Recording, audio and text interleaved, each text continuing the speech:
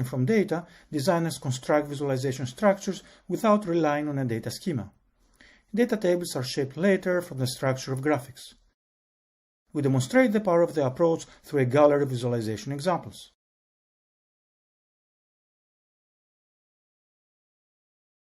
White space surfaces are a novel approach to convey depth in vessel visualizations. The core idea is to shift all additional depth cues away from geometry and to use the usually empty space between the vascular structures. This allows us to display functional parameters on the surface and supporting cues on the background. We will explain how to generate such surfaces and how to use them as a canvas to further enhance depth and shape perception.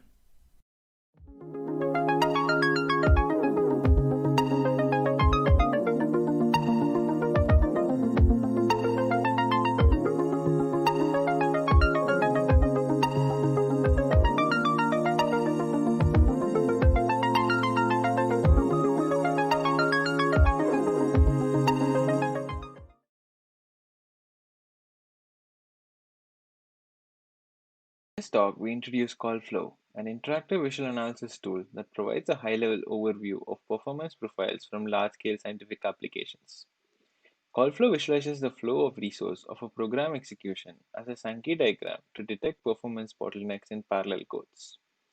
CallFlow simplifies these calling context trees based on semantic information by constructing supergraphs.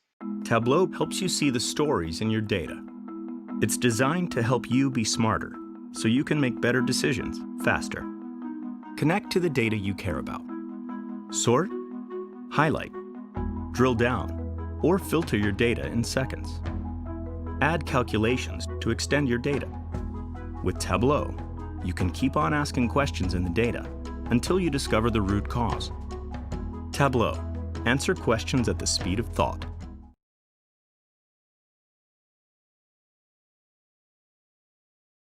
How do you visualize the nanoscale, 1/1000th of a meter, for the public?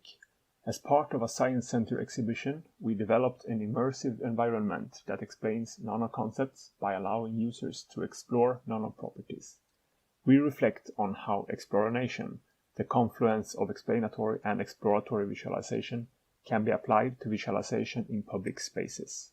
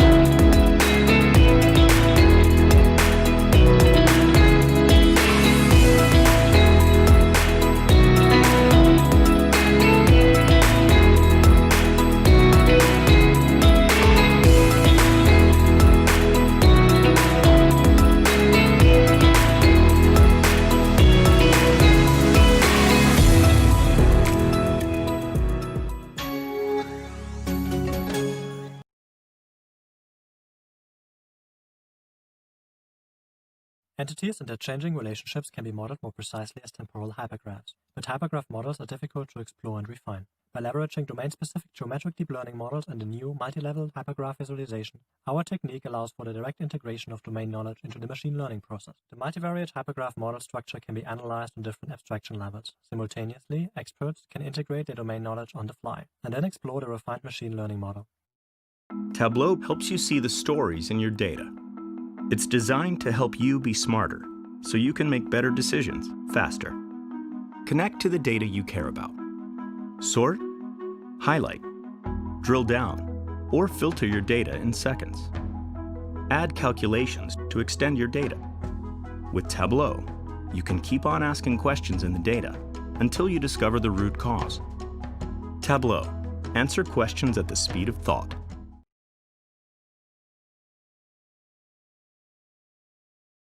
Attention mechanisms have greatly improved the performance of many language models, yet with great power comes increased complexity. In this work, we present attention flows, a visualization that let users interpret the language model's decisions and gain insights into the underlying self-attention mechanism. We also support model comparison that helps to fill the gaps between models in different training stages.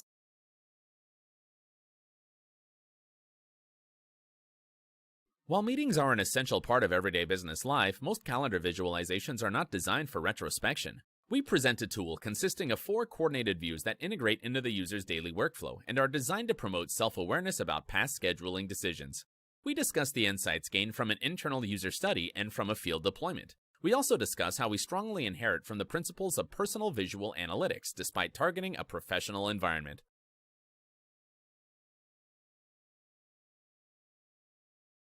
We present Lyra 2, a system for designing interactive visualizations by demonstration. To design interactions in Lyra 2, users directly manipulate the visualization canvas. The system interprets demonstrations using heuristics and suggests possible interaction designs. We find that Lyra 2 enables rapid prototyping of an expressive range of interaction designs. We're excited to share this work with you. Tableau helps you see the stories in your data. It's designed to help you be smarter, so you can make better decisions faster. With Tableau, you can keep on asking questions in the data until you discover the root cause. Share your analysis securely. Your entire organization can access these interactive dashboards from any browser or mobile device to find their own answers. Tableau. Answer questions at the speed of thought.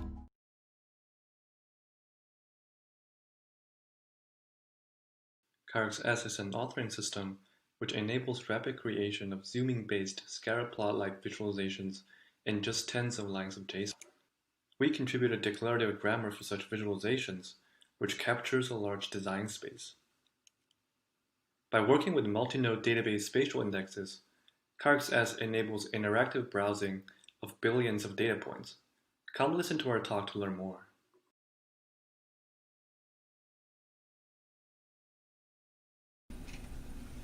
How many clusters can you see in these images? With different visual encodings in scatter plots, our perception of cluster count changes. We developed models that consider how visual density influences cluster perception. Further, we demonstrate using a threshold plot to optimize the saliency of clusters.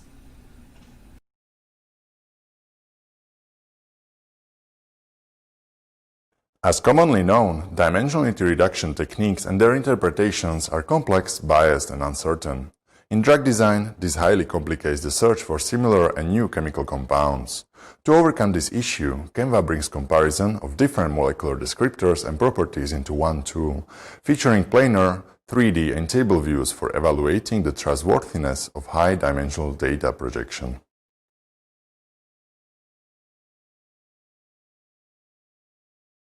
Deep neural networks are vulnerable to maliciously generated adversarial examples. This brings high risk in applying these networks to safety-critical applications. We developed a visual analytics approach to explain the root cause of such wrong predictions. Our contribution contains a constrained datapath extraction method, a river-based visualization, and a contribution analysis method.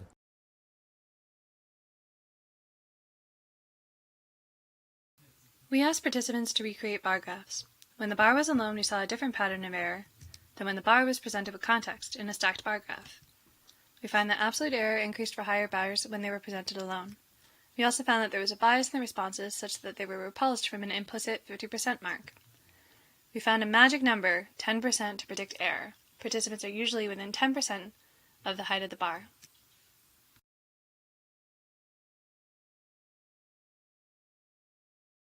If machine learning were like education, we would like to test what concepts our student, the model, has learned.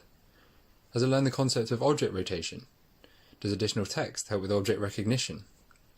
We need a methodology and platform for conducting such tests. In this paper, we present a novel visual analytics tool that enables hypothesis-based evaluation of machine learned models.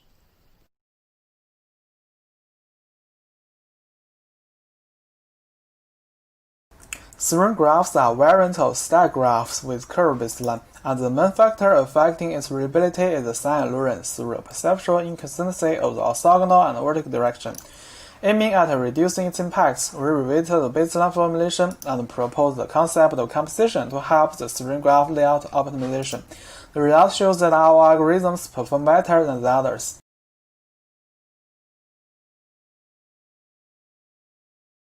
VIS is a visual support system for the development of visualization algorithms.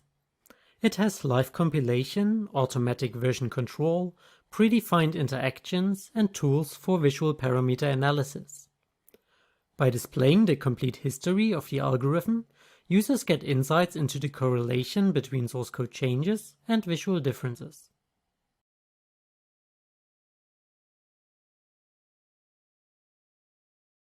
We propose a new semi-automatic method that uses topological features to guide users in tracing neurons, and integrate this method within a virtual reality framework. We use the Morse-Mel complex to find a set of candidate neuron arcs. The candidate arcs are integrated into a VR neuron tracing system and exposed through our Morse-Mel complex guided semi-automatic tracing tool. The topological ridge graph underlying our MSC guided tool is robust against gaps in the signal.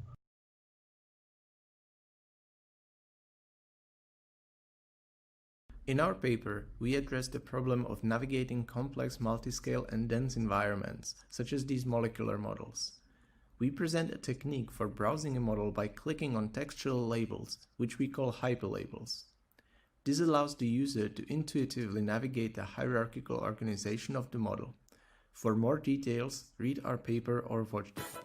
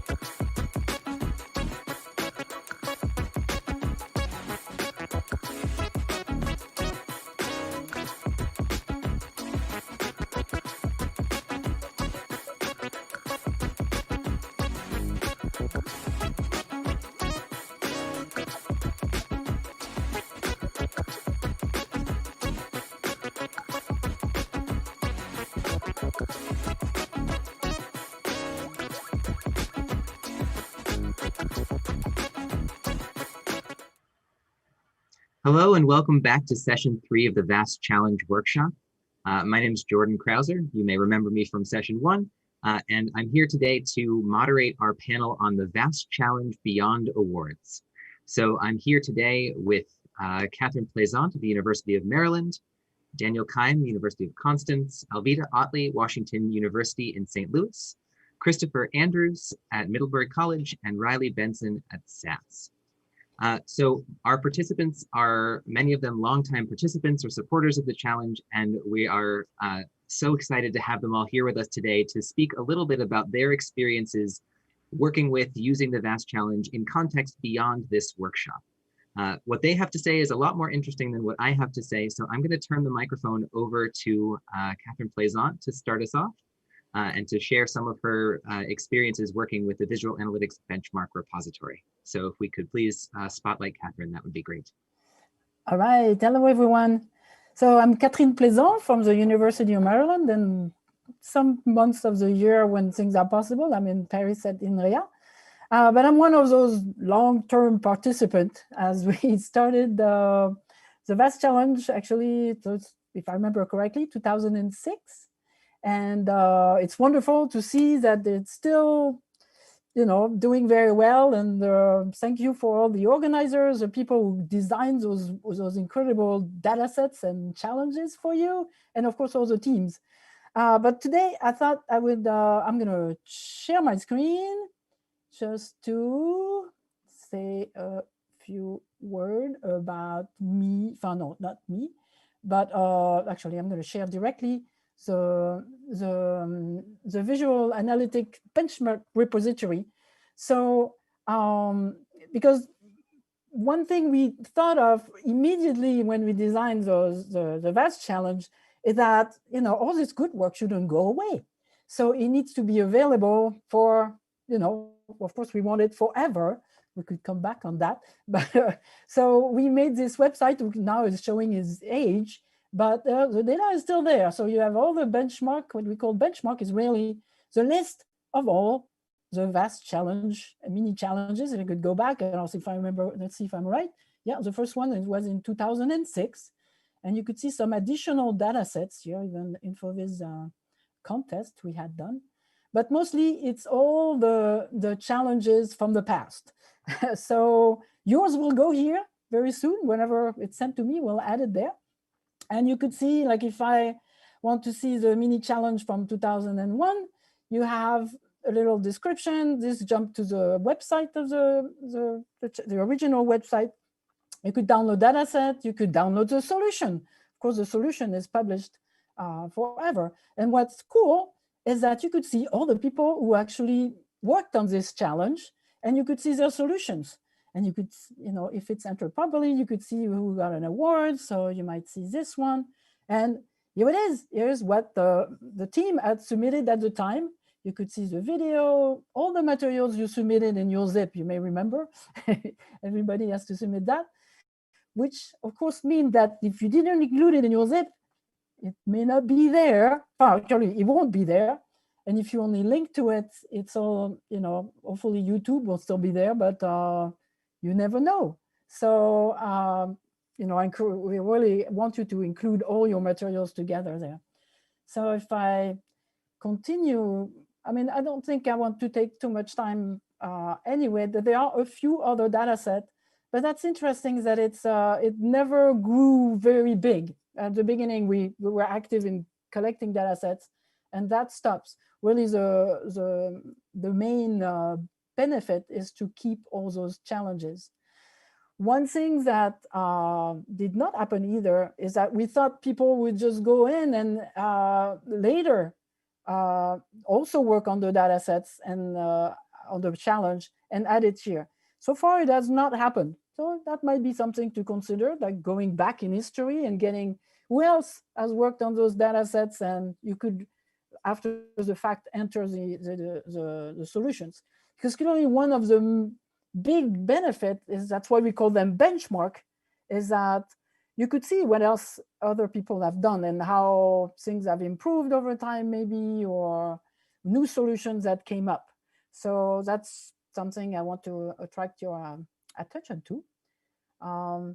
Maybe now that we talked about the benefits, one thing I could tell you is that it's the benchmark is used pretty heavily. I apologize, we never really spend the energy to really track the number, but I know it's the most active page in the entire HDL website. It gets a lot of traffic, and of course, the data sets and those things are pretty bad. So there is a lot of activity. So your data set and, your answers will be seen. So this is good news. One thing, if you want to help, we could make things a little bit easier for people to find the challenges here. It would be nice to have topics like when the pandemic started, says, oh, we worked on some pandemic related challenge at some point, but it's actually hard to find it. You have to really look at everything. So if anybody's interested, we could improve the visual analytic benchmark repository. So I'm going to stop here and pass it to the next person. And I have to find the stop share button. Here it is. Thank you. Thank you so much for that quick tour of the benchmark repository. I know that it's been an invaluable resource in my lab. Next, I'd like to invite Daniel Keim to speak a little bit about his experiences working with the VAST Challenge as a participant and in many other capacities as well. So if we could please spotlight Daniel.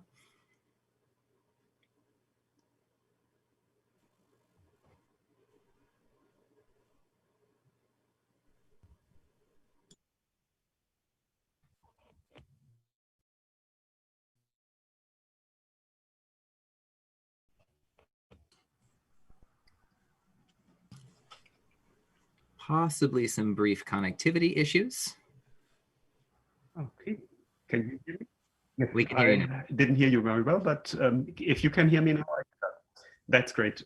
So my name is Daniel Keim from the University of Constance, and I would like to talk briefly about what we have done with the Visual Analytics Challenge, the VAST Challenge over the years. We basically started also very early on, like in 2006, to participate, and we used a special format to do that. And one thing that is nice, our semester starts in April. So we have basically, when the semester starts, usually the benchmark data comes out. So we designed a course around the VAST Challenge data set with like participants that had to hear several courses before they can join this course. They have to have basic information visualization course 1 and 2. They have the data mining or data analysis course 1 and 2, where they learn all about like machine learning stuff. So after they have done these courses, we called our course the Applied Visual Analytics course. Applied Visual Analytics, and the basic thing what we do, we introduce all the tools that they can use for these for solving the challenge, and then it's basically them and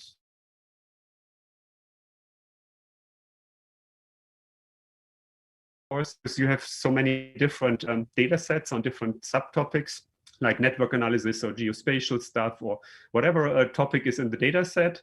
And I have to assign the right PhD students to help the students, or at least advise them for the course. And the course is then, after a few introductory sessions, where we introduce all the tools, basically reporting on the progress every week. Each of the groups has to report what they have found in the data and what tools they used, show the partial solutions, and then also, of course, develop their own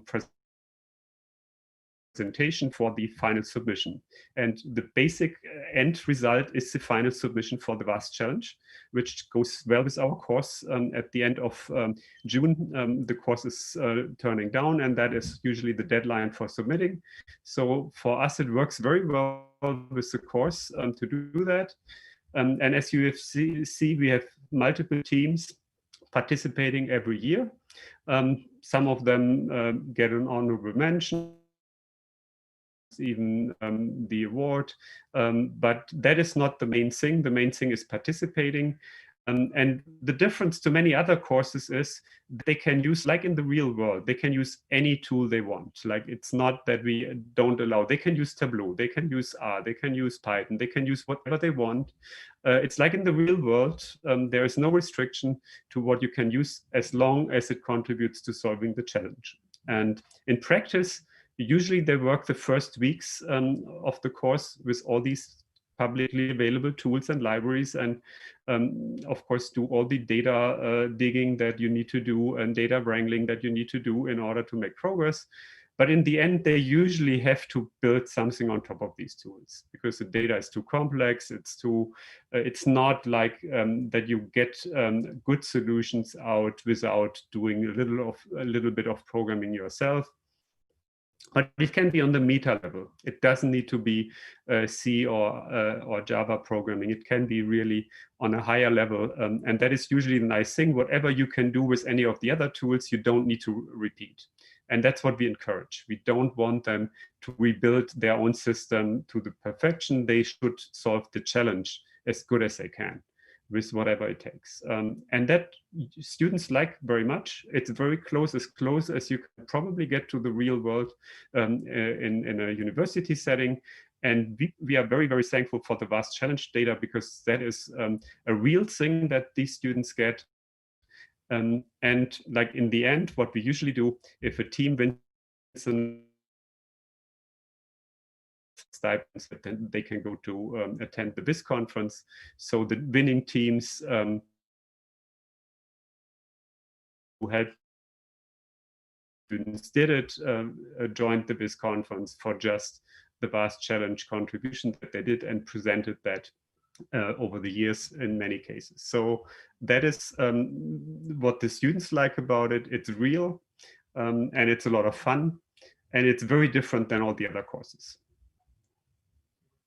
That's it from my side. And I can encourage everybody to repeat this, because it's so great experience for the students, and even the PhD students like it very much, joining in with some of these master students and kind of getting a team together and submitting.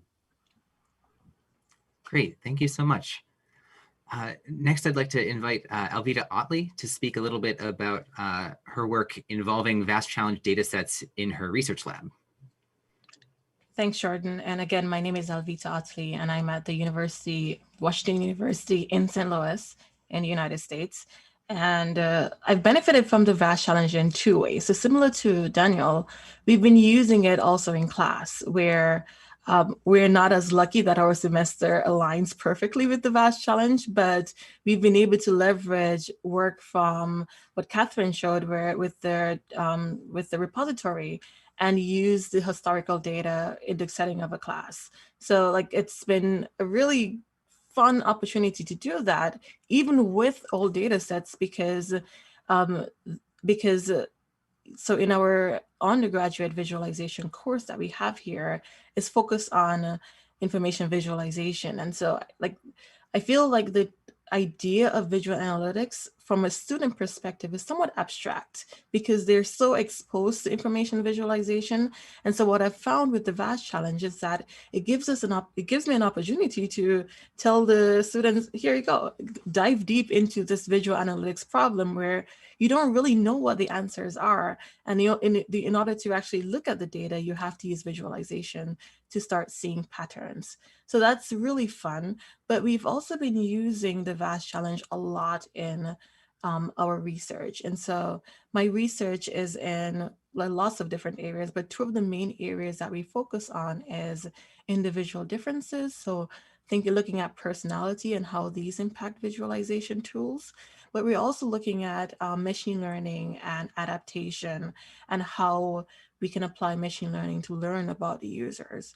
And one of the things that I think is great about the VAST challenge is that it provides these really complex data sets that are based on real world analyses and real world, just based in real world in general. And it gives us an opportunity to really test our research ideas on realistic challenges. And I think that is something that is often missing in visualization research. So we see a lot of these toy data sets, and it's really hard to show that it's generalizable, particularly when it's in the realm of personality and individual differences.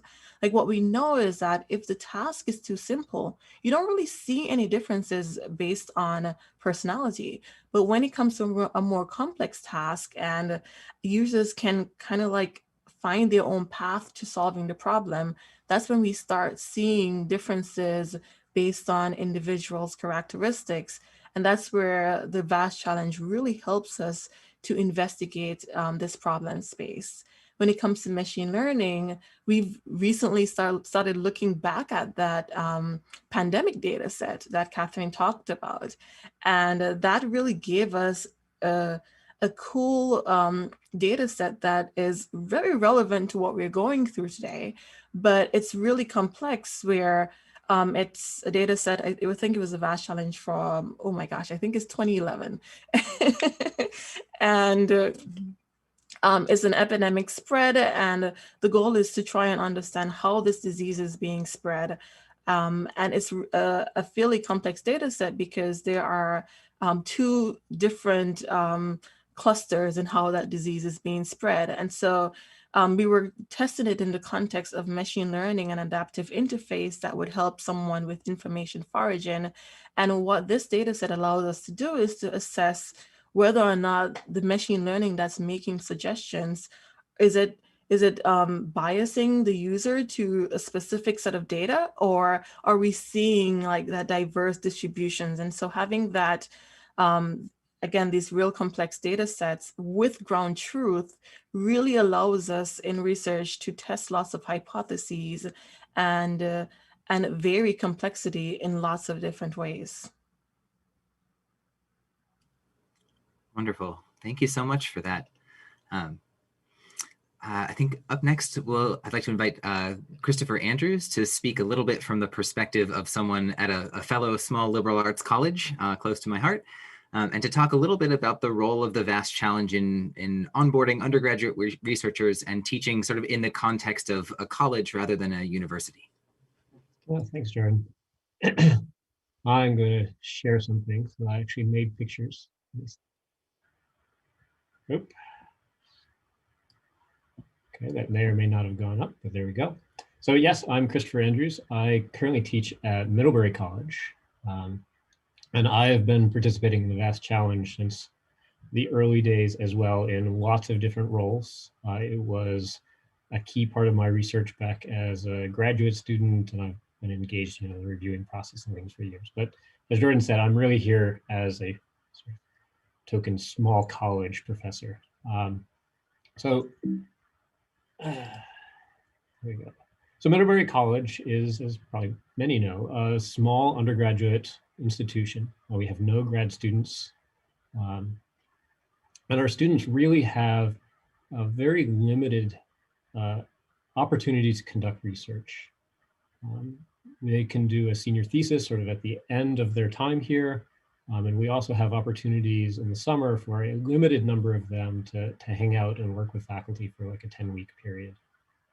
We also have very few sort of relevant classes, right? I teach an information visualization class, and that's about it. And I can rarely convince those students who've taken my elective to stick around and do research with me, mostly because they're seniors by the time they actually get around to taking it. We also have a lot of constraints on our time as faculty members to actually get out and do research of our own. So trying to find a way to both forward a research agenda and give students a research experience that will get them prepared for moving on to graduate school or some similar role is a little bit of a challenge. And this is where the VAST challenge has been really helpful to me, sort of giving me something for my students to do. So over the years, we have participated in the challenge of 3 entries, building a tool that was a sort of tool building framework. While this is about beyond the award, we did actually win an award one year for one of our participations. It's also been the basis for a number of senior theses and a collection of posters at smaller conference venues. So I really like using this challenge as a way to onboard students into the research process, because it's a nice constrained problem. We've got to ground to truth. They're fairly engaging. Right? I think one of the years we were doing this, it was like watching a soccer player and his interactions around a theme park with all of these little in-jokes all over the place, which was kind of wonderful for the student to work with. So the students can get into it. It feels like a real problem, is a real problem. They can engage in a sort of a taster menu of doing research, which is a sort of great way to get them excited about doing it and interested in doing it. But it's also a nice contained problem with a definite endpoint So we can hit a point in the summer and say, we have put it in and there it is, and tie a bow on it. Now that said, I am also here to be a resource to sort of help other professors in a similar position. If you're interested in doing this, it is not without its challenges. We also do not have a timeline that lines up well, like, say, Daniel's class does. Right? For us, when the challenge happens, pretty much is almost as bad as it could be, between starting up right at the end of our semester, and then we have a couple of weeks before the students come back to do research. So we lose a big chunk of time in there. And we also have a lot of issues with the background. Like I said, I rarely can get students who have even taken information visualization. But I think that's another one of the strengths of the challenge, is that over the years, we've sort of spanned so many different kinds of problems that can generally find something that the student has done or is interested in that we can really latch into. So I'm here as a resource if people have questions about how to do something kind of similar. Hey, thank you so much. And last but certainly not least, I would like to invite Riley Benson from SAS to give us a sort of an industry perspective. And then we'll jump into a Q&A. So if you have questions that are coming up, please feel free to post them on Discord or here on the YouTube chat, and they'll be synchronized.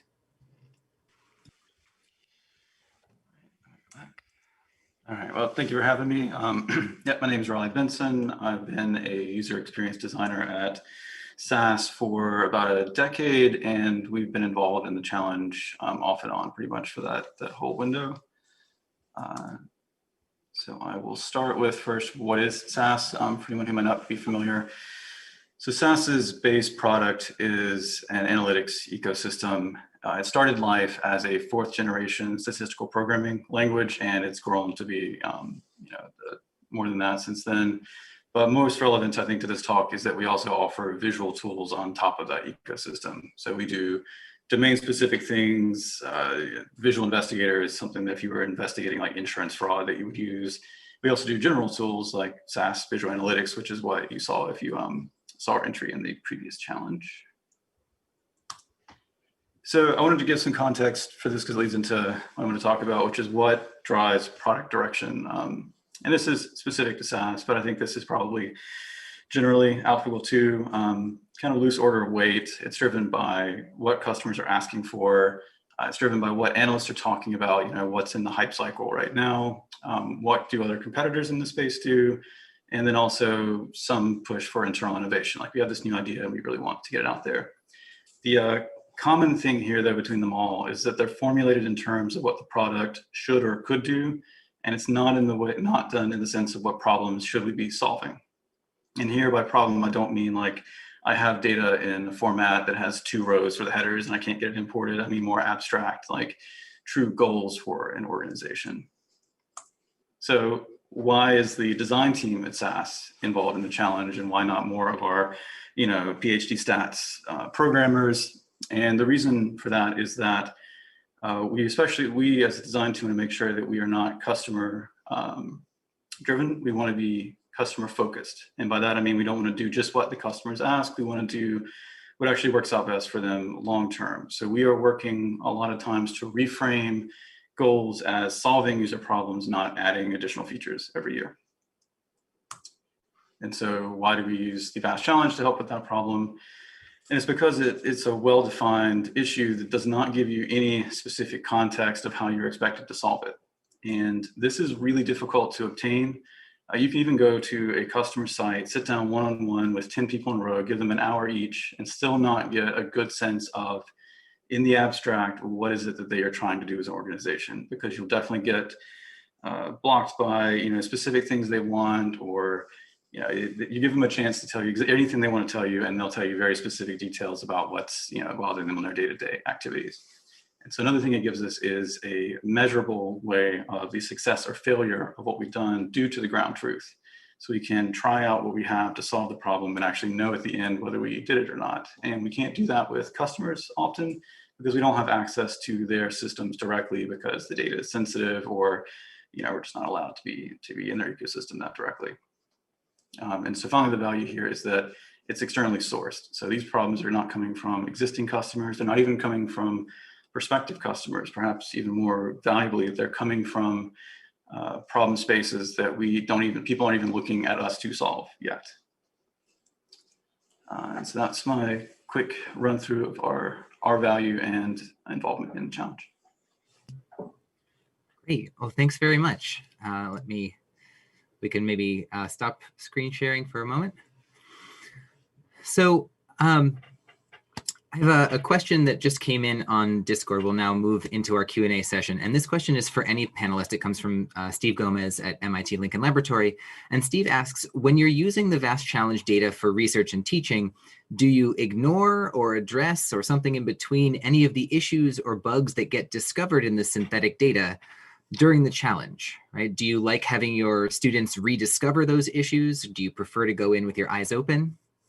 How do we deal with bugs in the data?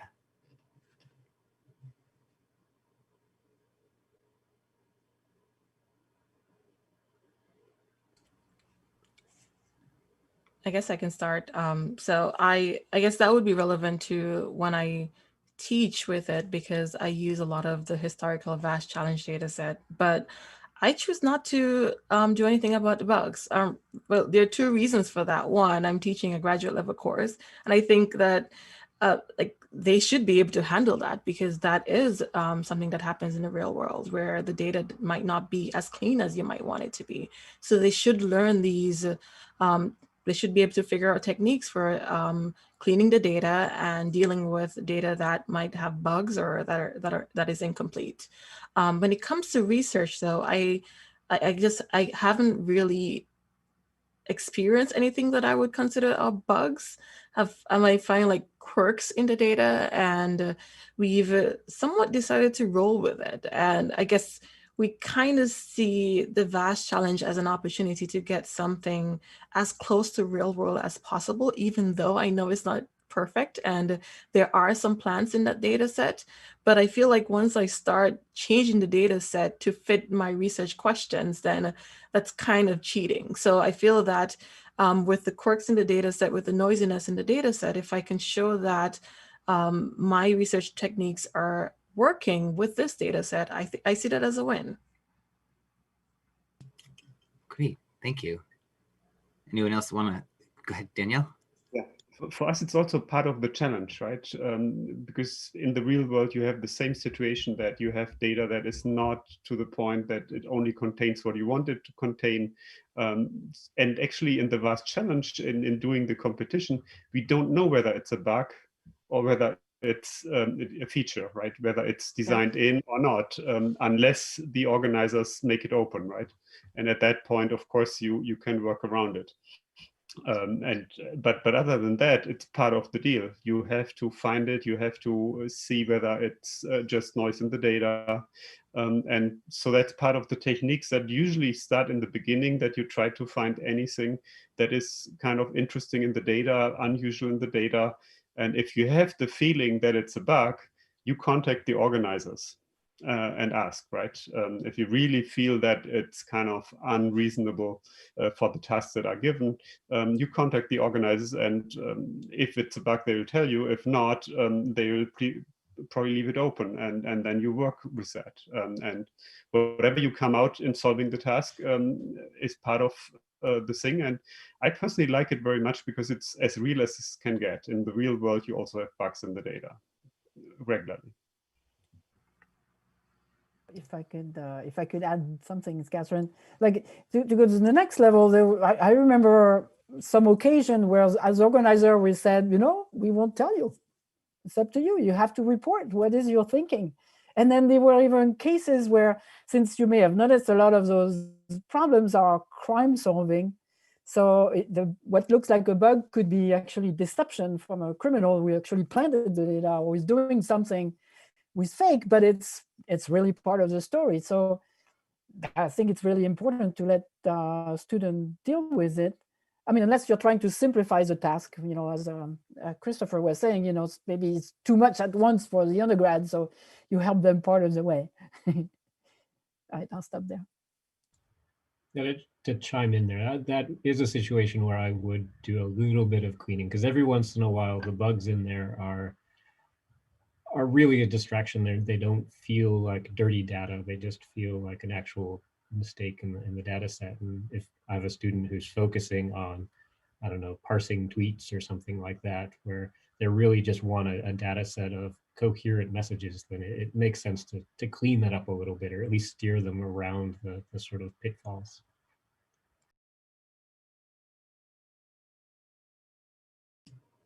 Great. Well, thank you. So several of you have been involved with the VAST challenge from the very beginning. And I'm curious, in that time, what are some of the most significant changes you've seen, either to the way that the challenges are structured or to the ways that the Viz community is sort of making use of the challenge and its data in that time?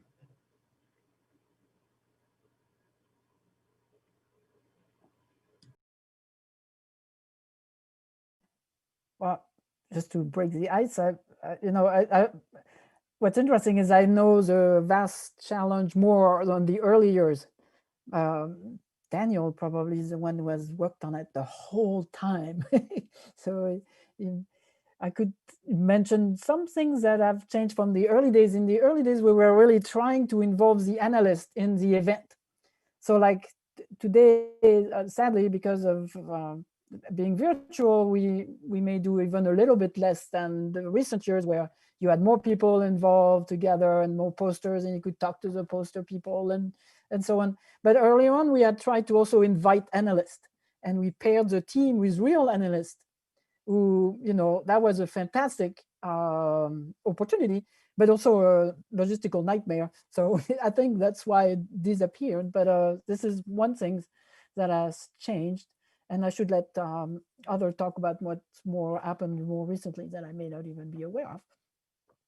Just to follow up on that, Catherine, when in the early days of the challenge, when teams would be paired with an analyst, do you recall roughly how many teams were submitting? Like what You're right. I think there were fewer teams, and we could probably go look in the. I think there were fewer teams, and that also I remember now that was one of the rewards. Is if you were selected for being an award, you would come, and I think there was like half a day, and you were paired with professional analysts. And even one year we made it even more complicated. What were we thinking? We made them a new data set, and they worked on a new data set. In an even more realistic situation where here is your data and you have 2 hours. Use your tool for this new data, and that was really exciting. But it's I think sadly it's not really realistic. We can't just there would be some heart attacks in too many organizers. So so that disappeared. But it would be maybe something to consider for the an anniversary year or something to celebrate something. If you have the energy to organize it. It was really fantastic. Actually, it's interesting both for the teams that were using their tools with real analysts for a new problem in a few hours. And even the analysts were they thought it was a fantastic way to learn about those new tools. Thank you so much. That was, as someone who joined the challenge in, I think, 2011, I feel like I'm sometimes missing some of that history. That's great. Thank you. Danielle, I see that you unmuted. Yeah, so my feeling is that some of the changes that happened over the years were that in the beginning, we had several years where we had like 3 mini challenges or 2 or whatever, and then a grand challenge that was basically bringing everything together into a big thing where you needed to solve the mini challenge in order to even deal with the grand challenge. And of course, that is incredibly hard to make up a challenge that really everything leads together to kind of finding out about the real problem that was hidden in the story. So we had that less in more recent years, probably because it's simply too difficult to design. Like 3 different data sets or one big data set with 3 different subparts that all leads to one big challenge. But that was, of course, great because you really had to solve all 3 of them in order to tackle the big one, the grand challenge. But I guess it's simply too hard to do. every year. And I think also there were a few teams that were able to do that. So actually, that's what I think that's one of the one I stumbled on while browsing the repositories. I think there were only 3 teams that had been able to do the grand challenge.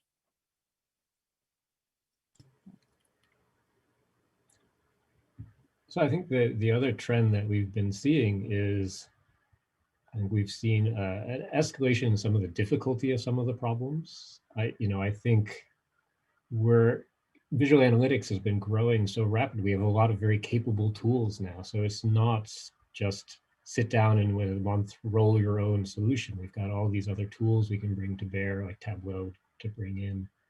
We've got a lot more challenges that need machine learning and other models and things like that behind them. So there's a complexity level that has increased as well.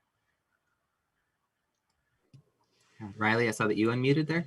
Yeah, it's related thought to that. So I've noticed there's a minor shift in the focus on the use of big data as a problem set. I think when I started, the big data challenge was, can you get it into your system? And perhaps you could answer just by doing something like an aggregation. So it was, can you solve the technical challenge of operating basic stuff over that size data? And I've noticed that now the focus is more on, it's not really that you need to be able to mathematically handle this much data. It's that the complexity of the number of relationships, no matter how you were to just aggregate, is insufficient. And so it's pushing people to do more of a true analytics before you really even can see what you're looking at, which I think is a positive direction. And so that's one of the big bonuses, I think, of some of the later challenges. Alvitta, I'm curious if you could speak just a little bit to, so I know that in some of your research work, you have gone back to prior years' challenges. And I'm wondering how much of that is focused on the topic area that you're trying to study, and how much of that is related to any of the evolution of the challenge since, I think you used 2014 data most recently? 2014, and we've also used 2011. And one of the things that Catherine mentioned when she was demoing the site is based on the type of data set. And so what led me to the pandemic data, and that was just coincidental, I was looking for like a point-based or map-based visualization.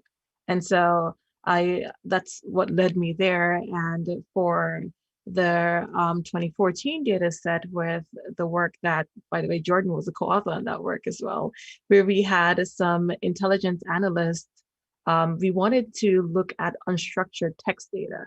And so the 2014 data set allowed us to use that, answer questions using that type of data. So I think just as feedback, I think being able to find data sets based on the specific type of data would be extremely useful. And so that's what I've been going into most recently. But I think the other types of data sets are extremely useful. More recently, it seems like there's been like image data set and so forth. And I think that would be very useful. But at least for the meantime, the research that I've been working on had focused on like a point-based data set or unstructured text data set. And that's what led me to those years. Great, thank you so much.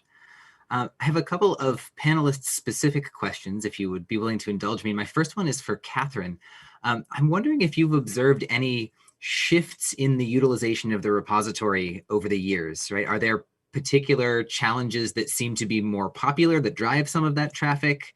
And are there any gaps in the kinds of data that are available through the repository that you would like to see filled? Well, I'm afraid I mean, nobody has really spent the time to really look at even basic statistics, sadly. That's why I recently, I did get a count of which page were used more, but that was in general for all our websites. That's where I know that the repository is on top of the list, but I have not done this study. But I agree that really, maybe I'm repeating, and also what Alvitta said is that because it's hard for people to even know which data set is useful, that would help to do that, to tag them by topics or something. So I can, sadly, because it's just a matter of resources. It's on my list of to-dos, that the one that never get done. It's in there at the bottom. But if you know somebody who wants to volunteer to do this, I would be delighted. help them provide access. Christopher and I have a small army of undergraduate students who are excellent at this kind of scholarly work. So we'll catch up offline. We'll get that tagged. Great. Okay. So my next question actually is for Danielle. So Constance, by virtue of how you've structured your course, has been really prolific in their participation in the challenges over the years. And I'm curious if you have noticed any themes or patterns in the wrong turns that students in your class tend to take when they first sit down to work with the challenge, right? Are there common stumbling blocks, and do you let students hit them, or do you try to avoid them? So we let them hit the stumbling points because that's part of the learning experience. What we do in the beginning is basically give them all the tools at hand if they don't know them already. We do one session introducing all the tools, which includes machine learning tools, which includes all the InfoVis tools, like libraries, whatever they need to know, that they know how to start. And usually they do start using very simple statistics tools. That's the first thing to do, using R or whatever they want in order to get a first hit on the data. And that is presented after the first week. And then you get already a first feeling of what's in the data, how big it is, what the distributions are. And if the students are a little more sophisticated, the next thing is usually Tableau. And of course, they hit limits with all these tools. Like with R, you run into the limits of interactivity. You can't explore easily. With Tableau, you end up, you want to do things that you can't easily do there because you can't go into the details if you have a big data set, and so on. So students find out quickly, and then we try to teach them, like, what passes could you go, right? Here are techniques that we have developed in our group in similar contexts. Maybe you try out our software or further develop it. And then they come up with ideas. And then we have a more creative phase where we come up with designs that they think of what could solve the challenge, could help with that data. But we are not telling them what to do. We are just supporting them. With our background, with giving them ideas if they don't have them, or with judging ideas, like weighting which may be the better path to go. So we give them advice, but we are not like avoiding them to go wrong, unless it's really kind of, if we find out that there's something very hard to do that they would never be able to manage, like whatever, text cleaning, or like where you need some additional tools that we have at hand. Then of course we hint them at that, right? It's not that we let them reprogram. That doesn't make sense, right? You want to make progress quickly. So we are helping them with providing tools if needed, but we are not doing it for them. Great, and I wonder if I might bounce that down to Christopher, too, from the undergraduate perspective. Are there common stumbling blocks that your students just seem to hit over and over again? And maybe we could spin that into it. You teased at having some advice for other folks in similar situations. So if you were giving advice to a prospective Slack professor who wanted to engage their undergrads, here are the 3 most common pitfalls to avoid, what would you say? Oh, muted. There we go. My mute button's hiding right behind my camera, so that's the way these things go. Yeah. You know, I think one of the challenges, like I said, of participating really comes down to the timeline and the limited amount of time to assemble a submission. And this gets back to the earlier question about avoiding bugs. I think a key piece that I have done in the past that I sort of learned I needed to do was to tackle the challenge early myself. So that in that interim period when they have gone off after final exams before they come back and do research, I spend a couple of weeks just engaging with whatever the current challenge is right now. And I do that for a couple of reasons. And one is to figure out which of the various mini challenges are actually going to be appropriate for my students based on whatever background they have. because it's usually not overly obvious until we start getting stuck in which one is going to be the one that we can move forward with. And the other piece is not necessarily just cleaning up bugs, but some of the general data cleaning. Most of these challenges have places where we have heterogeneous data and we have to sort of glue it all together in some way. And that's not something my students have really been very strong at seeing how to do that. And so over the years, I started to shift and just go ahead and do that and put it into a form where we can focus on, sort of the more interesting parts, just to make the best of the few weeks that we have to put a submission together. The other thing that has worked really well for me is sort of an outgrowth of that, is I've adopted an apprenticeship model. Rather than just sort of handing them the challenge and saying, hey, go off and do this and I'll give you some advice as you go along. I actually get in the trenches and do it right along with them. So this works out particularly with the kinds of challenges that I like to engage in, which are the very multi-view, coordinated visualization kind of tools. Because then I can work on a particular visualization. I can hand them a visualization. It gives them a model of how to attack a problem like this, so they can watch how I look at it, how I think about it, and then they can go and duplicate that model on their own. So I found that is a particularly successful, especially when I have students who don't even have any visualization background, to get them up and running and seeing, what we can do with this, so they're not completely at sea. Thank you. Yeah, I would support that heavily. Like my PhD students also get involved with the data, because you can only give good advice to the students if you know the data yourself. There is no way to get around that. So I would clearly support that statement. Great, thank you. I've got a question specifically for Riley. So SAS has been one of the longest participating companies in the history of the challenge. So if you were to help a colleague at another company come up with an elevator pitch to their management to say, you should give me a couple of weeks of my time paid to work on this thing, what are the biggest selling points that they've got to hit to convince management? So I can start by, I do remember this. I remember that, I think it may have been 2010 was the last time I saw IBM participate, and it was sometime around then. And I remember in the workshop, they had a comment that they thought they could get more involvement if there was some additional recognition for a winner. And I can tell you that that's not probably the correct path. I don't think that you're going to be able to say, like, if you can make your software look great by winning an award at this challenge, that will be the way to justify it. Instead, I think you have to put aside the idea that this is a marketing opportunity or some kind of a chance to demonstrate the software.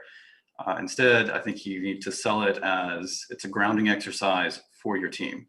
So imagine that no challenge like this exists. I think it's still, you can sell the idea that anyone who is responsible for the product direction and decisions should spend some time every year actually using the product to do work. I think you can make that argument pretty successfully. And then really it's just a follow-on saying that this challenge gives you all the preparation work and the task and a deadline to do something you probably should have been doing anyway. And that's probably the most successful path to getting actual company time dedicated to it. Great, thank you. So folks from other companies out here listening, right? Follow Riley's advice. We look forward to seeing you next year. I've got another, oh, go ahead, Catherine. Can I, at one point, again, things have probably changed, but in the early years, it was really interesting to see the companies that used the challenge and participated heavily, like Oculus. I know they changed name now, and the name doesn't come back to me. Like all their demonstrations on their websites were done with the VIS challenge, because that was the only data set they had that was public, that they could actually show how the tool was used with data that was not private. And so that they thought that was a very important benefit. What's interesting is that of course, if we had a way to track who is using the data set, we may know, but there might be a lot of companies that use it but don't tell anybody. Great. So I have another question coming in from the Discord channel. So for those of you that use the data outside the challenge, either in an educational setting or in your research, at what point, if any, do you compare and contrast with other participants' submissions? Are you using that to motivate what you build or as inspiration, or are you intentionally shielding yourself from it? I use it in two ways. One, I'm sure lots of people have the same scenario, but academic integrity is a huge problem. And so I actually would say these exist. And here is an example of what I'm not looking for. I need you to be as creative, think outside the box. And of course, just like anything in real world, you should expect the students to look at things for inspiration.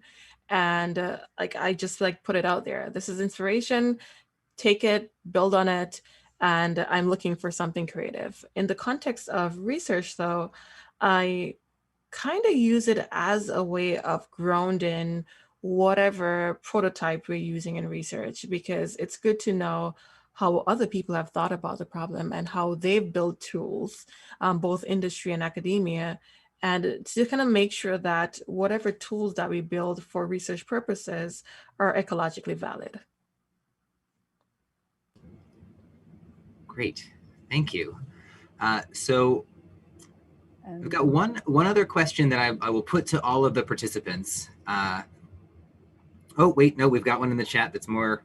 I want to privilege the ones that are coming in on Discord. So for next year. Oh, actually, I think I'm going to pause this one because I think it's better answered by the VAST Challenge Committee. So, Nguyen, I'm going to answer your question, but not right now. So my last question for the panelists, and then I'll invite you each to give maybe like 60 seconds of closing thoughts, is so thinking about uses of the challenge in the future, thinking about kind of for the foreseeable future, right? We're sort of in pandemic mode where in-person user studies are kind of out.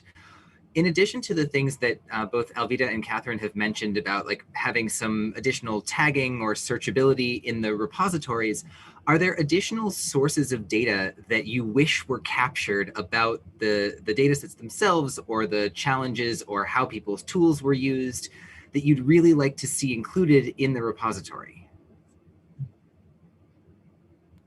So what I would love to have for some of the data sets is some formal notion of the ground truth. That was not always given completely, that was not always available, but that would be perfectly useful for later experiments where you can really compare against this ground truth of whatever is in the data. And if that were available in some form, maybe different for each data set, but that you could really kind of compare against this for future experiments, even if you just use machine learning techniques or whatever, then you had something to compare with. Of course, that's not trivial. I'm not saying it's easy, but that would be something that I would love to see. I feel like asking a follow-up question to Daniel about, are you saying you want more details in the solution? Because the solutions are available, but they are whatever solution the organizer of the challenge submitted to us. So I agree that sometimes they are vague, but in the repositories, there is a solution for each of the challenges.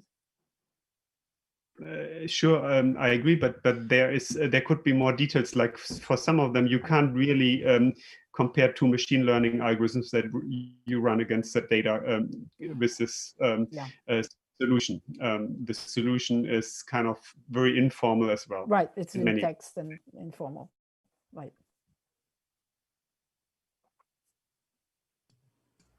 And there's also been some situations where the solution was sort of, they should have mentioned some of these things maybe, like that they should be along these lines. So it's not a real solution, it's a shape of the answer. Yeah, so and I think that varies a lot from year to year, and you know, really, I mean, the issue is that it's extremely difficult to design those data sets and plant good things in it and make it all make sense. So, you know, I'll never dare to complain about anything, but it's we know it's difficult and it's true, it could be better. But that's something to keep in mind for even for the future is, you know, how could we make those solutions more clear? I mean, it's interesting.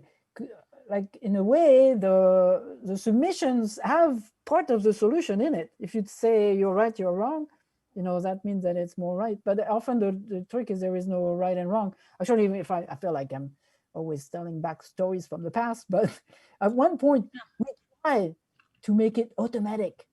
So because you tell automatically if they got the right answer or not. And, you know, same thing, that kind of fell through the crack because it was just too hard. I mean, it didn't really work. And of course, it all depends on the problem.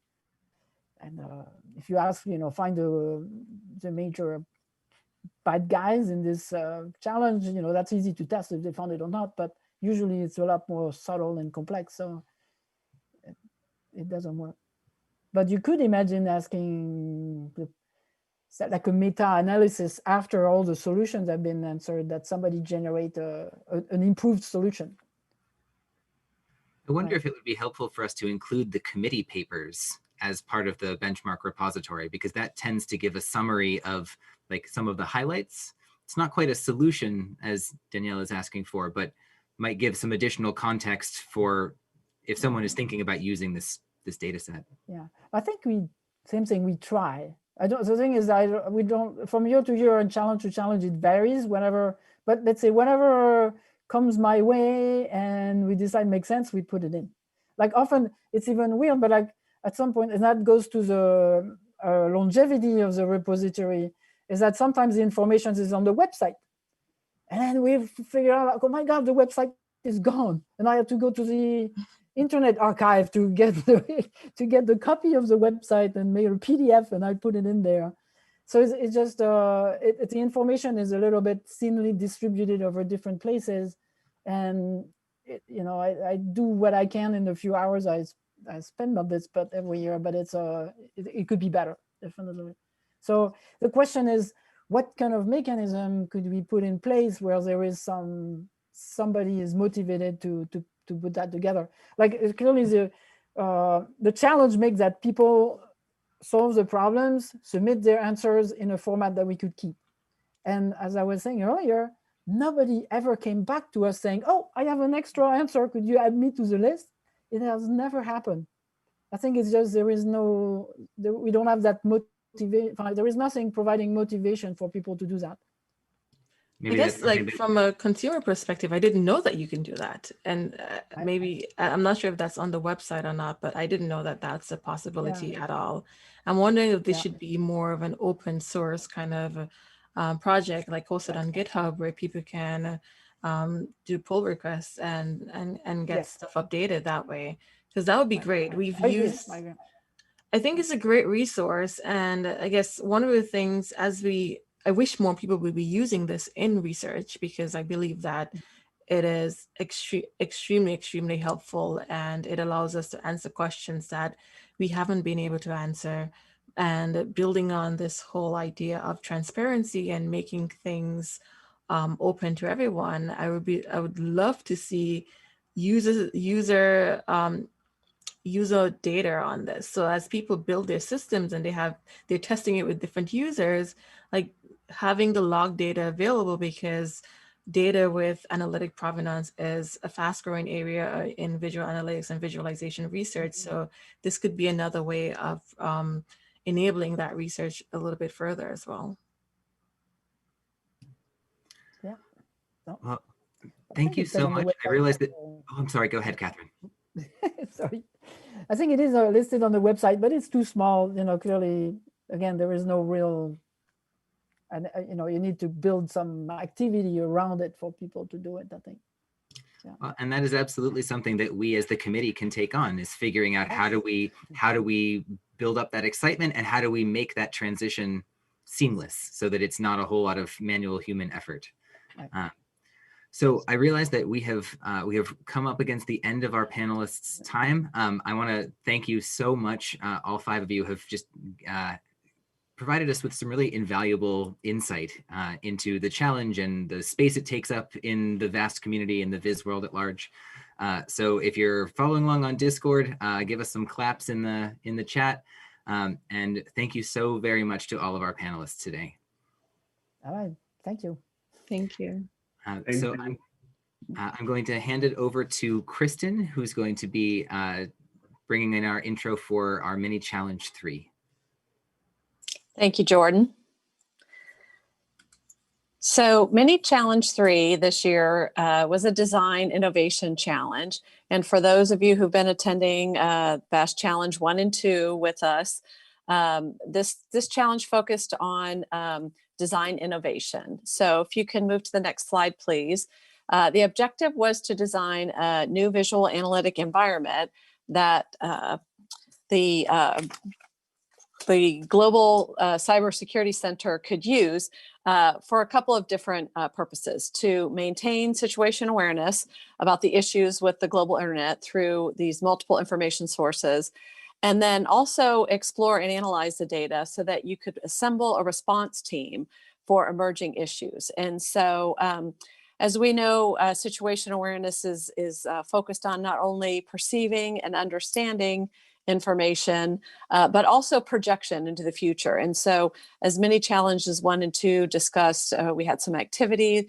And so the design challenge is, how could we assemble this information in a way that we can support not only this high level of situation awareness, but also to explore and to analyze the data in such a way that we could assemble teams with specific expertise and background to try and help us solve some of the problems. And so another key part that adds another dimension is if we try to enable non-experts to interpret the machine learning, the uncertainty, that's an additional challenge. And so again, the mini challenge, because it was a design innovation, didn't have any data. And so that can be both a pro and a con. And as we'll see in the next slide, there were some observations from mini challenge 3 that the VAST Challenge Committee observed. So this in particular, this design challenge benefits from multidisciplinary teams because of the range of information and the actual analyst job from both an expert and a non-expert. As I mentioned, the lack of data can be a lack of constraints. A lot of times there's some tendency to focus based on the specific data, and that can constrain. So we really wanted to have people be more innovative and not think within constraints of what a particular tool could do or what kind of visualization was going to be used. But, the sky's the limit. Sometimes, though, the lack of data poses unique challenges. And so that was an observation. And then a strong user-centered design approach provides practical grounding. And so by user-centered design, just making sure that as the visualization is being designed, that the designers are considering who is going to be using the visualization and how they'll be using it. So having a nice idea, maybe from analysis and other interactions with potential users, of what types of processes, what the work is that this user would be performing. And again, we had both experts and non-experts using this tool. And so considering user-centered design steps is really important to provide something that's both useful and usable. And user-centered design goes by a lot of different names for folks who maybe don't recognize that term. It's human factors design process, also design discovery, cognitive systems engineering. But the premise is that you focus on the work and the users, do an analysis, and then you provide visualizations to best support that. So those were the observations from the review committee. And then the next slide highlights the award winner. So we had one award for Mini Challenge 3, and the award is entitled Effectively Transforming Task Decomposition into Conceptual Design. And the submission was a submission from a group of folks from Purdue University, Nanjing University of Aeronautics and Astronautics, and also James Madison University. So with that, I would like to turn it over to the presentation from the award winners.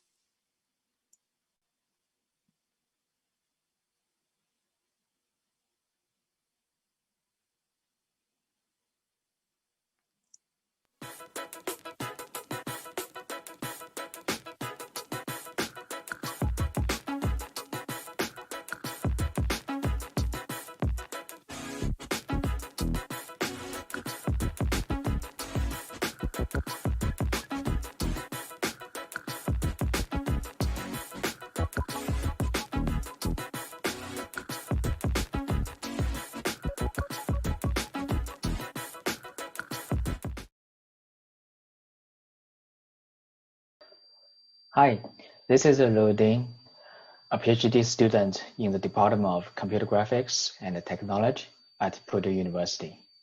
This is Jieqiong Zhao, who just graduated from Purdue and a postdoc at the Arizona State University. We both representing on behalf of Prince, Lu, Xiaolei, Tianyi, Weiyue, Thao, Yunran, Jieqiong, Chen, Xiaolei, and Victor in the content of Constellation Builder, a high-level situation awareness and team assemble interface for cybersecurity event. There are two goals in our design project. The first one is maintaining a high-level network security situation awareness. The second one is a rapid team assemble to resolve the threats. The Constellation Builder aims to build the connection between cybersecurity events and the experts who can resolve them.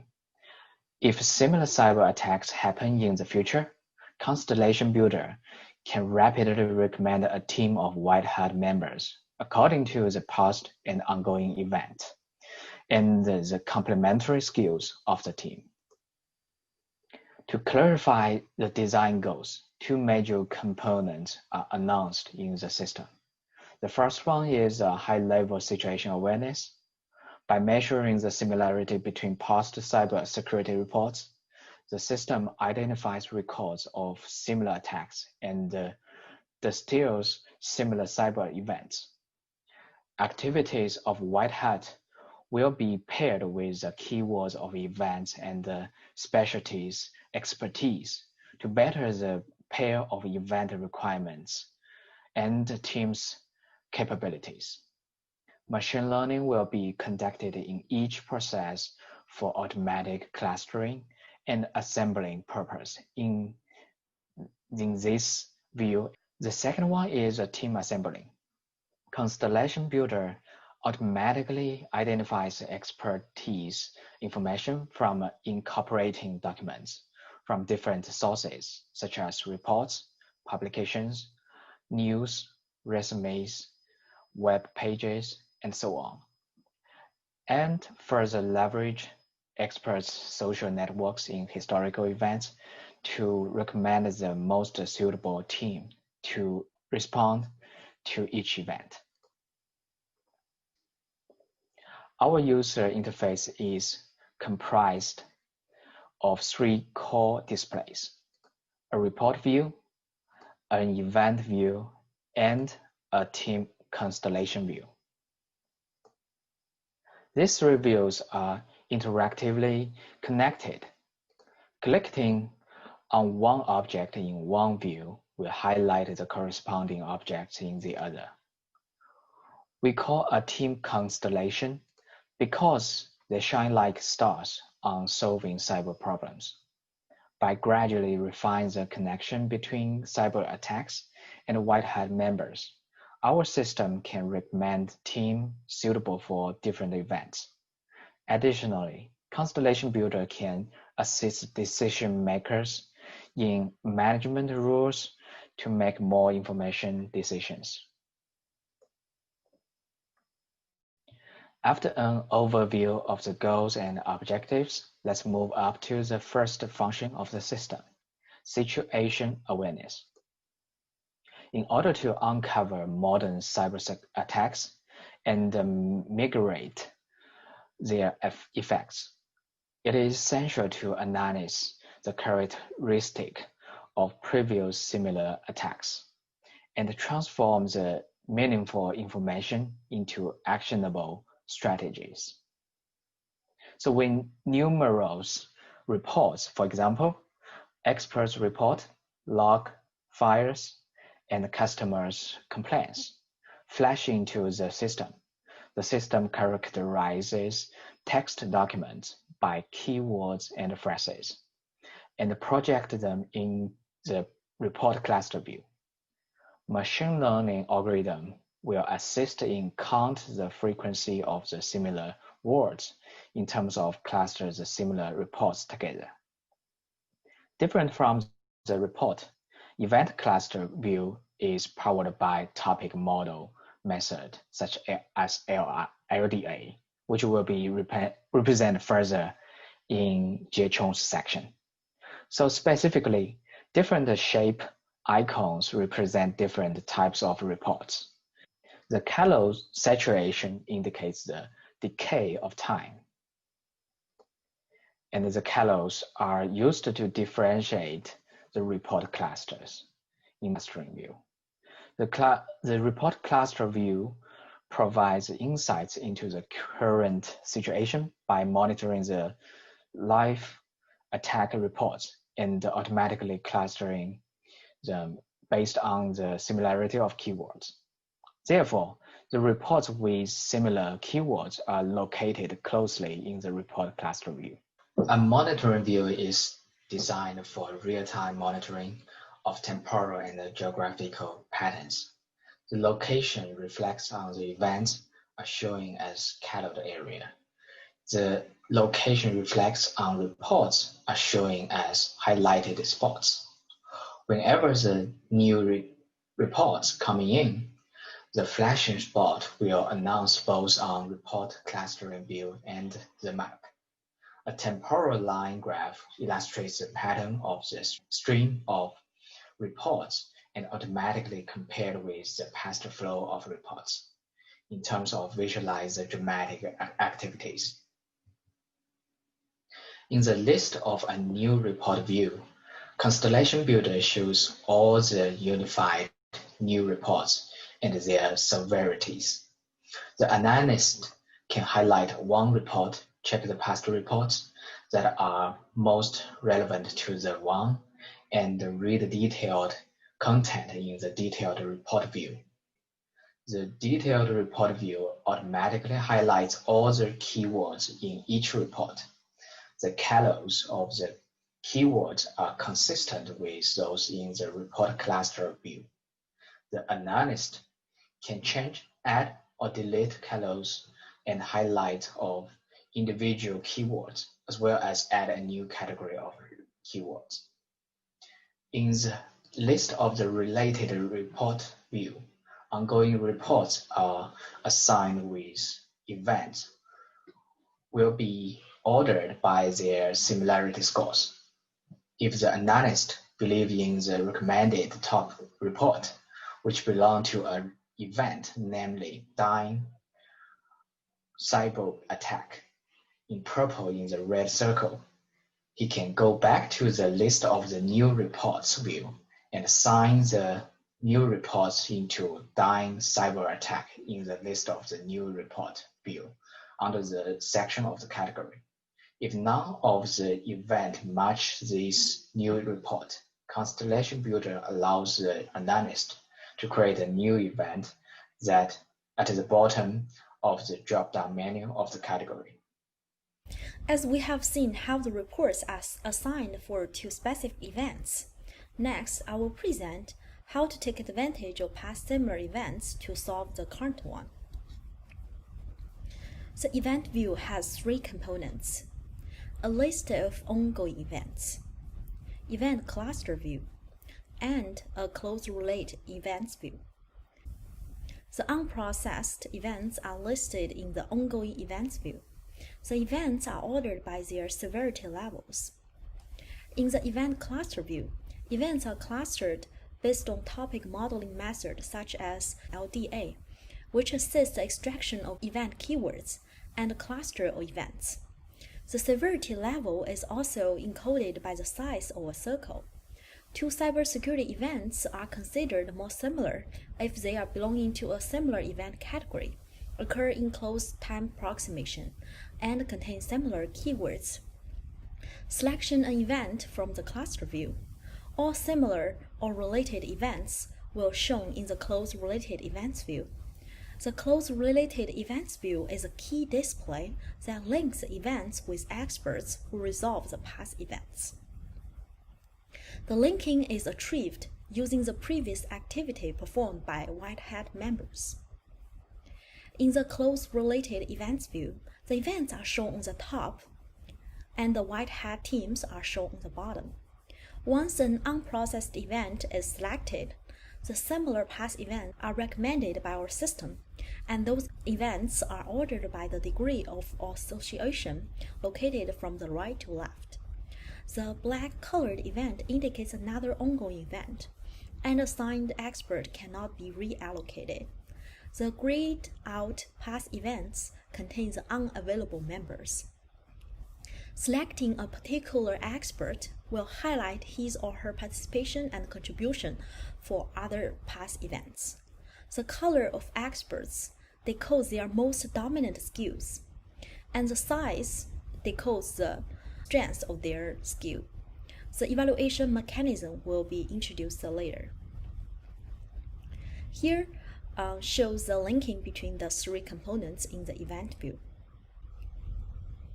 After seeing the situation awareness, next we're going to take a closer look at the views and interaction to support team assembly. The resumes, publications, grant proposal of experts are used to extract their skill sets, and the skill sets are visualized in our visual components. Team Constellation view contains three components: the expert cluster view, ranking of candidates, and team performance view. In the expert cluster view, the recommended white hat team members are grouped based on the similarity of their skill sets. The size of each dot represents the strengths of skills. The recommended teams are listed in the team selection based on team member past collaboration and their complementary skills. By clicking the top recommended team 1, the team members are highlighted. For skill 5, 6, and 4, which are colored with purple, blue, and green, the top skillful members are selected. However, selecting the best members in each skill set is not always the case. Then we are curious. The top member is not selected for skill 1, colored in yellow. After observing the collaboration network, we can see that expert A has not been collaborated with any members in Team 1 before.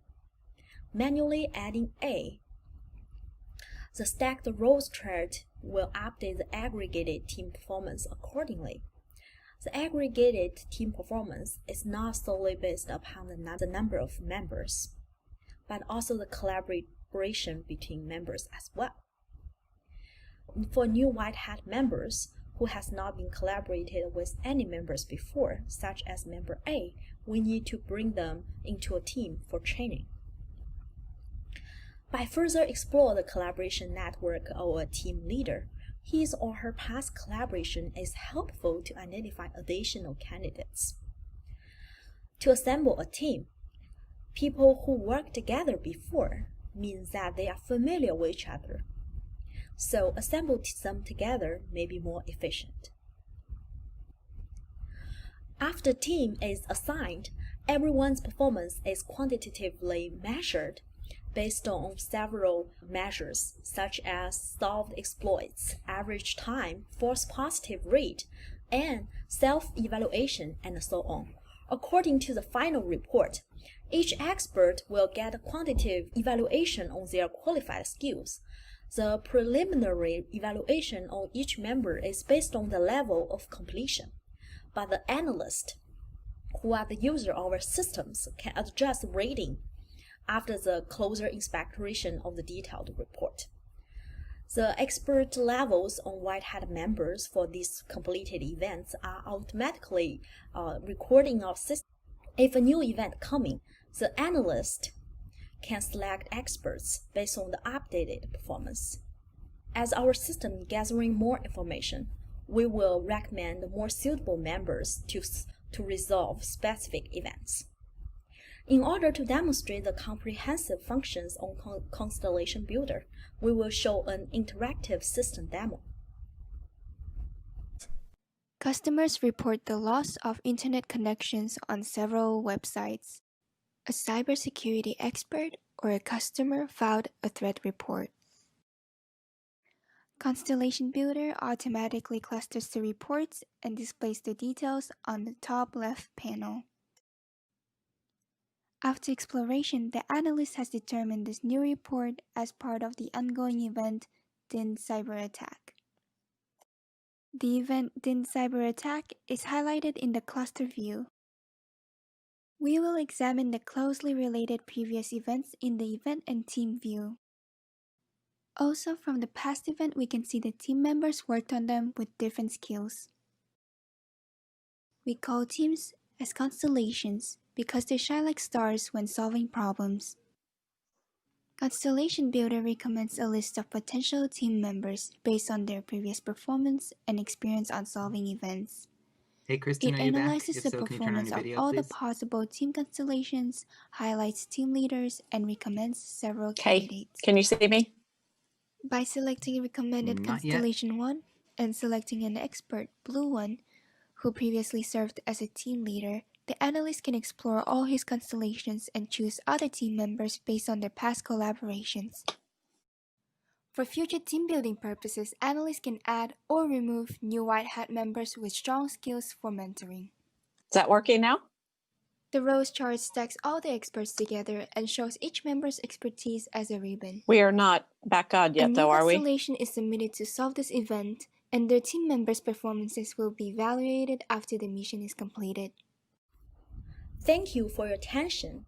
We're happy to take any questions.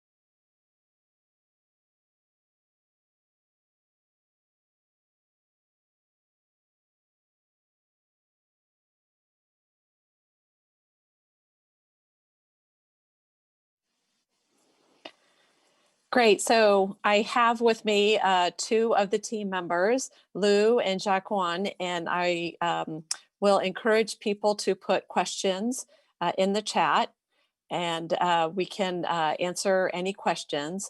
I'm going to go ahead and start off with a question, though. I noticed that the display has a lot of information, and I really appreciate the ability of people to interact with any of the three status displays. And I like the fact that they're all coordinated. I'm wondering, is there a set size of a monitor that you would recommend that this visualization be housed on? And how might you be able to scale it for maybe smaller monitors?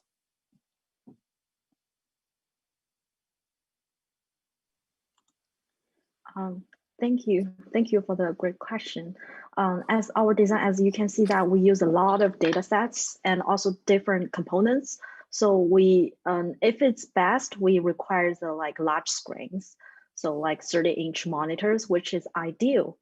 But also you ask for the screen, we can, but for other like tablets or smaller like laptops, we think we have like three different components, but they can be separated. So, or they can link, but they also have separate functions. I think they can be like this, each of them can be displayed separately, and also there's a connection between them. So yeah, that can be done. Thank you. Sure. Yeah, to be added on for this question, I guess we have split our constellation builder into three phrases. One is report view, one is event view, one is team assembling view. So in terms of the team, the constellation procedures, we can split it into three separate screens in terms of adjust to the smaller devices. Great. Okay, thank you. So I also noticed that your team had a lot of different disciplines, and we talked about this being a multidisciplinary challenge. I saw School of Media Arts and Design, Graphic Arts, Interactive Design, Computer Graphics. How was that working with the multidisciplinary team for the development of your solution? Yeah, that's a very great question because there are a lot of challenges we have to overcome because of the COVID-19. We have a big team. So basically, we do team up. We know each one's expertise. Like we have design team and also like the data analysis team, which is like sum up the requirements for this challenge. And then we have like these two parts working like synchronously, but working on different components. This is very, I think this is really kind of challenging. For the data analysis team, we have to think about like the requirements. Based on this like very open challenge, we have to know what's the detailed challenge, especially for like cybersecurity, what kind of like situation awareness questions we have to get. Also like for team assembling, what kind of functionalities we need to like get done, like to show the expertise of each experts, but also show their like accumulated, like how the team works. We have to think about like the connection between teams. So there's basically we are like team up with like two teams. One is data analysis, another is design team. And the data analysis team analyze the requirements and think about the storyline and also the like different components. And the design team, they works quite good with after we set up all these like requirements and questions. So they did a very nice job in the design. And we have at least two person who has interdisciplinary background, who can understand both aesthetic, like design team, as well as what the data analysis is required. So these two person will be working across the two teams to get ready of two part of this work and try to manipulate them into the final Constellation Builder. Right. So we have a question in discourse about any communication breakdowns between these two teams. Was there ever a time where you thought you were on the same wavelength and then there was that disconnect? And if so, how did you get back on track?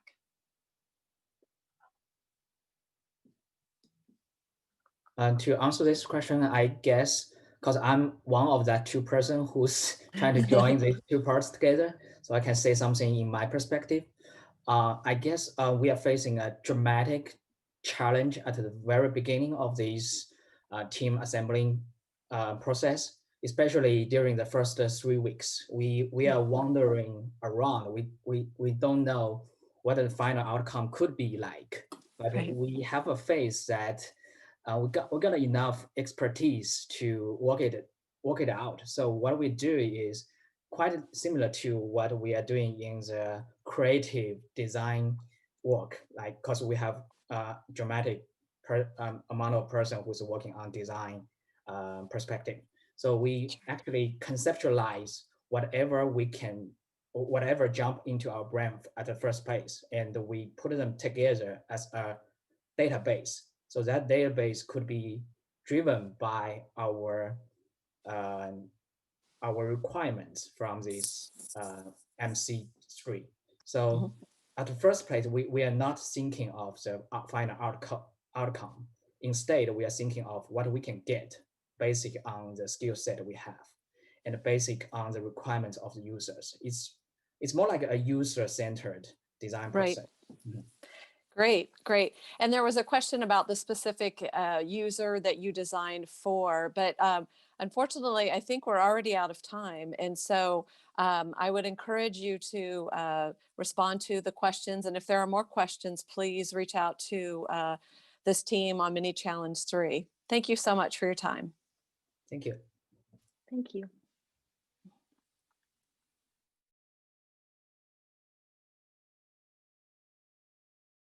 Digital humanities present great opportunities for testing new visualization approaches and evaluation techniques.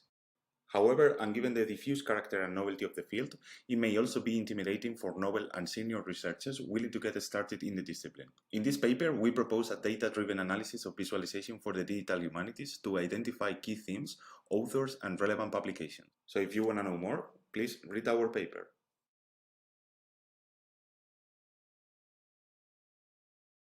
We present stratigraphics, an approach for designing data-agnostic and fully reusable visualization templates.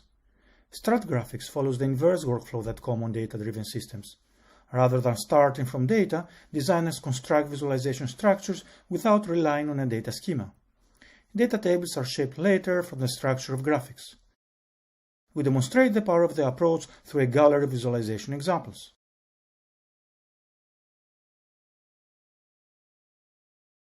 White space surfaces are a novel approach to convey depth in vessel visualizations. The core idea is to shift all additional depth cues away from geometry and to use the usually empty space between the vascular structures. This allows us to display functional parameters on the surface and supporting cues on the background. We will explain how to generate such surfaces and how to use them as a canvas to further enhance depth and shape perception.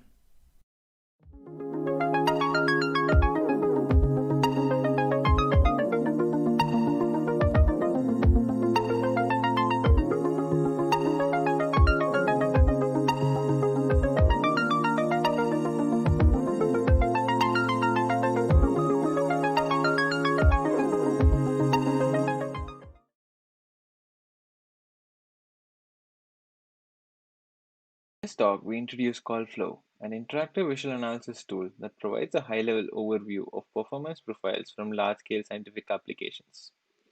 CallFlow visualizes the flow of resource of a program execution as a Sankey diagram to detect performance bottlenecks in parallel codes.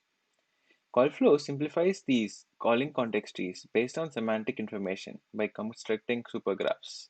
Tableau helps you see the stories in your data. It's designed to help you be smarter, so you can make better decisions faster. Connect to the data you care about. Sort, highlight, drill down, or filter your data in seconds. Add calculations to extend your data. With Tableau, you can keep on asking questions in the data until you discover the root cause. Tableau, answer questions at the speed of thought.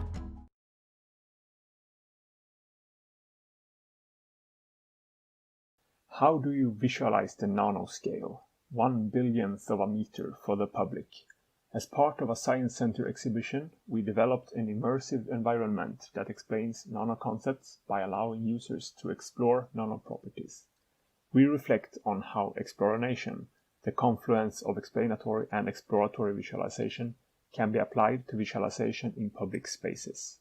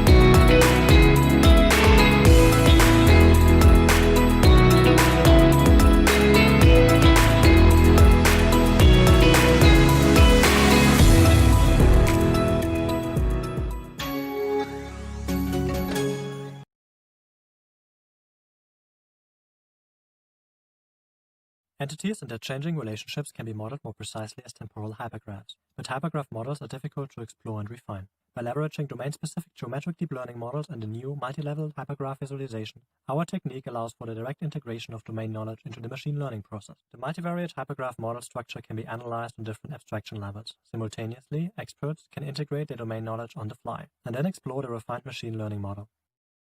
Tableau helps you see the stories in your data. It's designed to help you be smarter, so you can make better decisions faster. Connect to the data you care about. Sort, highlight, drill down, or filter your data in seconds. Add calculations to extend your data. With Tableau, you can keep on asking questions in the data until you discover the root cause. Tableau, answer questions at the speed of thought.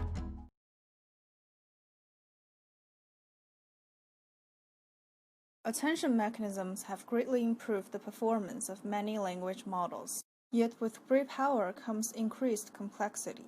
In this work, we present attention flows, a visualization that let users interpret the language model's decisions and gain insights into the underlying self-attention mechanism. We also support model comparison that helps to fill the gaps between models in different training stages.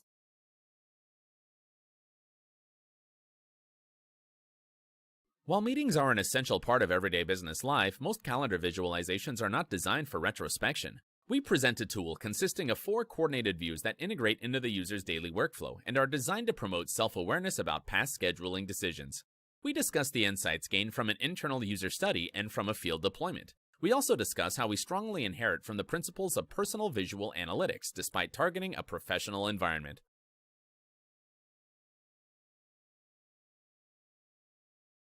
We present Lyra 2, a system for designing interactive visualizations by demonstration. To design interactions in Lyra 2, users directly manipulate the visualization canvas. The system interprets demonstrations using heuristics and suggests possible interaction designs. We find that Lyra 2 enables rapid prototyping of an expressive range of interaction designs. We're excited to share this work with you. Tableau helps you see the stories in your data. It's designed to help you be smarter, so you can make better decisions faster. With Tableau, you can keep on asking questions in the data until you discover the root cause. Share your analysis securely. Your entire organization can access these interactive dashboards from any browser or mobile device to find their own answers. Tableau. Answer questions at the speed of thought.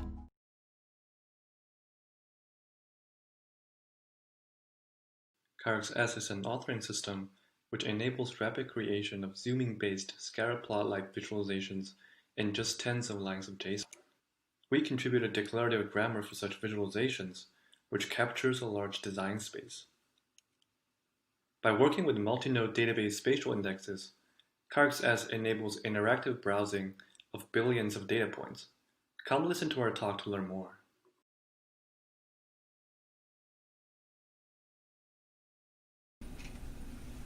How many clusters can you see in these images? With different visual encodings in scatter plots, our perception of cluster count changes.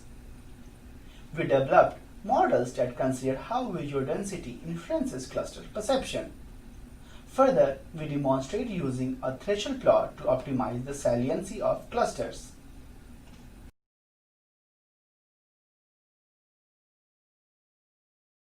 As commonly known, dimensionality reduction techniques and their interpretations are complex, biased, and uncertain. In drug design, this highly complicates the search for similar and new chemical compounds. To overcome this issue, Canva brings comparison of different molecular descriptors and properties into one tool, featuring planar, 3D, and table views for evaluating the trustworthiness of high-dimensional data projection.